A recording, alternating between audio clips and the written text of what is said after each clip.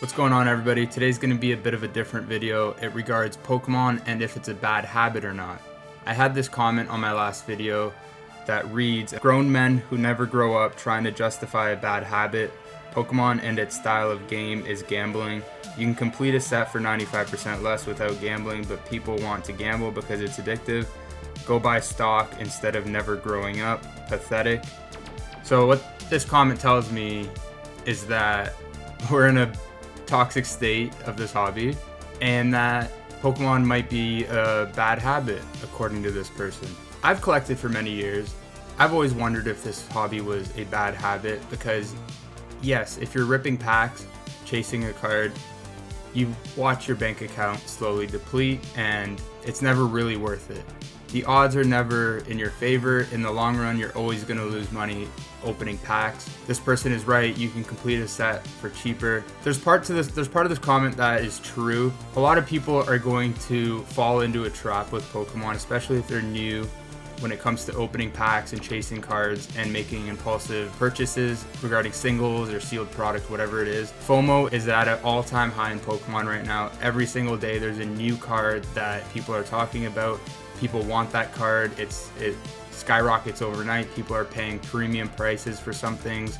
And yes, those might be bad choices. Unnatural spikes in charts like that don't often mean a good thing. There's ways to make this hobby a bad habit if you're treating it as a dopamine vehicle, a vehicle for pleasure. If you're, chasing highs from opening pack, 100% this hobby can be destructive. But there's ways this hobby is not a bad habit, and that's if you're truly collecting for the long run or whatever. If you're in it because you want to grow your collection, and if it makes you happy, if you're able to be comfortable with how much you're spending on it, then there's no possible chance this hobby's a bad habit because you're simply enjoying it and you're being smart with your finances. Everybody goes through periods where they maybe act impulsively or they make short-term bad decisions. That's fine. That's with everyday life. You make bad decisions every day in your life. Unless you're a perfect human, which none of us are, we make bad choices. And you can make bad choices in Pokemon. But that comes down to how much you understand Pokemon and how much you're willing to sit down and learn about it if you're new or whatever it is. If you're around my age, maybe a bit older, a bit younger, you've probably grown up with Pokemon as a child. Pokemon has somehow probably been in your life since you were a kid. And if you're younger, I don't know what the kids these days, I don't know what their form of entertainment is. I don't have a child, so I don't know. But for people my age, yes, there's a part of us that probably wants to fulfill a childhood dream of owning a card or opening packs with our own money every now and then, whatever it is. Now, should you put all your money into Pokemon? No. At the end of the day, if you're buying sealed product and keeping it stored for many years, you're most likely going to make money on it. History's just shown us over time that sealed product does appreciate in value. Now, it's up to you to study what sets will appreciate more than others. Do your research on, good sets and put your money there instead of bad sets. There's plenty of bad sets. There's plenty of bad places to put your money in Pokemon. But that comes down to your own understanding. And when it comes to investing in singles for the long run, that also depends on your knowledge of the hobby. If you've been around for a while, you probably have a decent understanding of what cards are going to be the easiest to liquidate in the future, the cards that are going to retain their value and most likely appreciate.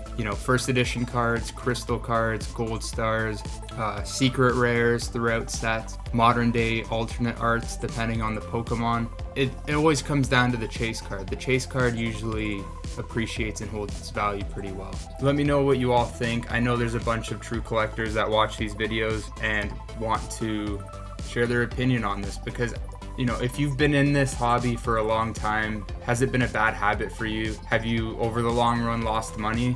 I'm curious to know. If you put your money in the wrong places 10 years ago in Pokemon, there's not many wrong places, but if you put your money in the wrong places in some sets or some cards, you may have lost some money and, there's something always to learn, but for the most part, I think it's very difficult 10 years ago to have put your money into Pokemon and held on to it for that long and have lost money. At the current state, we don't know what's going to happen in the next 10 years. We don't know if the modern era will stay true to the hype. There's a lot of it that's printed and people are paying very, very expensive amounts for cards that have populations in the tens of thousands. So I'm staying cautious of it. I'm not focusing too much on modern right now. I like to collect the EX era, and that's stuff I feel comfortable collecting. We don't know what's going to happen in the next 10 years. Everything we could be doing right now could be a bad decision. That's just not the way to think about things. If you trust your gut on some things, then you should go with it. You should always try and stay positive and not be reckless with your money. I myself included I've made bad short-term plays in Pokemon, but they're all learning experiences. I do also want to announce a giveaway. I will be giving away a product at 500 subscribers. In my next video, I'll announce what that is. So stay tuned for that, and like and subscribe. That way you can stay notified when I release new videos. It really does help me out, so thank you for that.